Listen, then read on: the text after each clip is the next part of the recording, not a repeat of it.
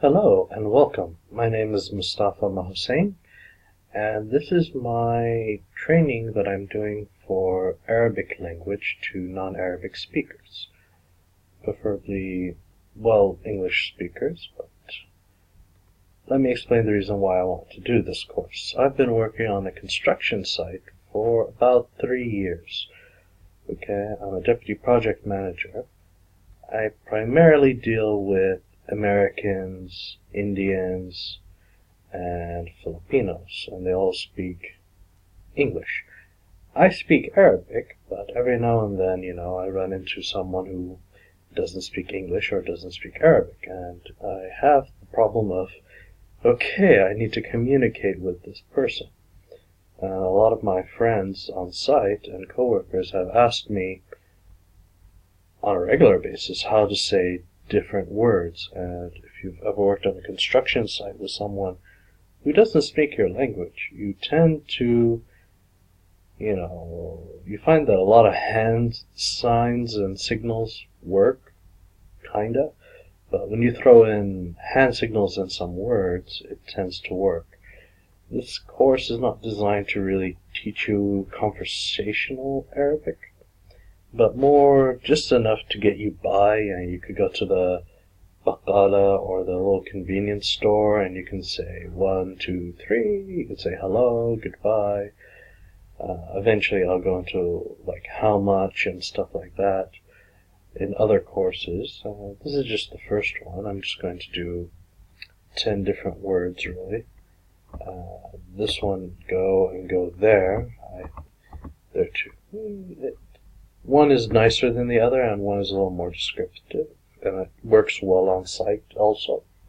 You say ruh, it's like go away, I don't need you right now. Or go there, ruh hanak. Sometimes you have like a surveyor and he's holding the total station or something, and you're like, okay, I need you to stand over there while the other guy stands over here. So you grab one guy, you tell him ruh hanak, go over there.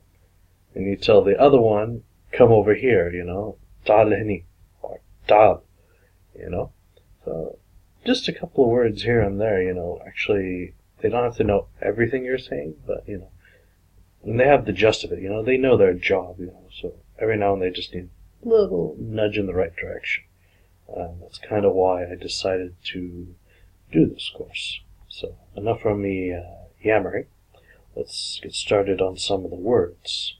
So, hello, and how you normally say that in Arabic is salam, which also means peace.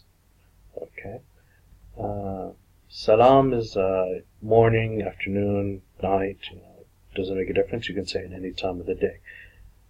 Normally, that is the preferred method of greeting would be salam, but you can say assalamu alaikum, assalamu alaikum wa rahmatullahi wa barakatuh. Keeping it simple, we just want to say salam for now. Okay? And even you can say it while you're leaving someone. I don't want to say like it's like aloha, but it's rare, but you can say, okay, salam, and walk away. But preferably you only use it for when you're meeting someone. Say salam. Most of these aren't formal, this is just the regular informal, just say salam, If you walk into a room with a lot of people, you say salam alaikum. The kum alaikum is like a group of people, but let's focus on one person right now. We'll keep it at salam. Okay, so we have 2 ways of saying thank you. Shukran, okay, and you have mashkur, okay. Shukran, you can say it to a woman or to a guy. It doesn't really make a difference, You can use both of them almost interchangeable. But mashkur is to a guy, and it's more close. You're more friendly with the person. You say mashkur, plus it's more of a Gulf Cooperation Council. It's a Gulf Arabic word more than a formal word. So you can say mashkur to your more friendly person, and shukran to a more casual person. So maybe the tea boy came and brought you something, you say shukran, Someone did you something, a favor at work, someone did something good, you say shukran for you. Goodbye, also it doesn't matter what time of day, you can say ma'as salama. The as-salama is ma'a al-salama, but everyone says ma'as salama. So you actually could take the L out and just say ma'as salama. The more formal way of doing it would be al-salama. But, formal, non-formal, most people, they understand, it's, even if you chew up a few letters here and there, it's understood, they know what you're saying. Context, you're walking away, you're leaving, you're saying, ma'as salam. Okay, most of these is, you don't have to pronounce them perfectly, but it helps when you're in the right context to say a word that is very similar to how it really pronounced. And I'm pronouncing it the way I would pronounce it, and I don't have any problems. My father's Kuwaiti, so I'm a native speaker. So this is how Kuwaitis would normally say it. Some Gulf, other Saudis, Bahrainis, UAE people, they might pronounce it a little bit different, but I haven't lived there, so I don't know that many of them either. So maybe one day I'll grab a few and we'll just sit down and we'll do our different accents. But these are how you would read it in a book to teach Arabic. This is usually how you would say it. Okay, so let's do some numbers. We'll just do 1, 2, and 3. Wahid. Okay, Wahid is 1. So you tell someone, Abi Wahid, I want 1, Bes Wahid, only 1. So that's the number 1, Wahid. Ithnan, or Ithnain. In Kuwait we say Ithnain, but in classical Arabic it's Ithnan.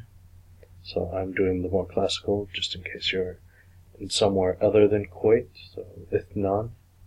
You go to the Battala, you go to the co-op, you're like, I want Ithnan. Abi Ithnain, or Abi Ithnan. Abi is I want, so Ithnan is 2. And here you have 3, which is Thalatha, which might not be the easiest thing to say for non-Arabic speakers, because you have the th sound. So you have th, la, th. Even I know in Ithnan, so you have the ith sound. So almost like if, but I would say it more with the tongue to the top of your mouth. You go ith. Right in the back of your upper teeth, you go ith. Ithnan, thalatha. Okay, so that's 3. Okay.